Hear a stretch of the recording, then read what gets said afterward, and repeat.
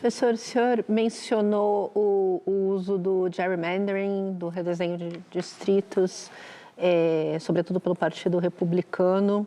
E o senhor, nos dois livros, principalmente no segundo, faz várias recomendações de mudanças no sistema eleitoral americano.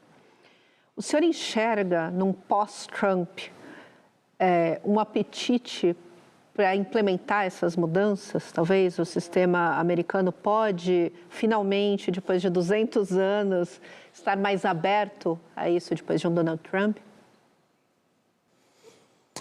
It's hard to say. We wrote our most recent book in Brazil, it's How to Save Democracy, with an eye towards reforms to making our democracy more democratic.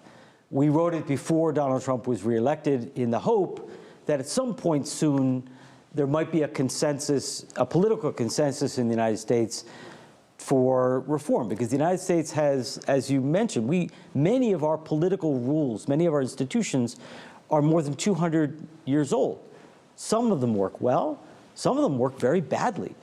The Electoral College is a disaster. We're the only presidential democracy in the world where the loser of the popular vote can win the presidency. And we have a situation with our electoral system, as we mentioned earlier, where a party can win fewer votes, but more seats.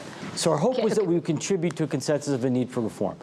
But in the short term, I see no possibility of reform, because the level of polarization between the two parties is such that they can't even agree on a budget.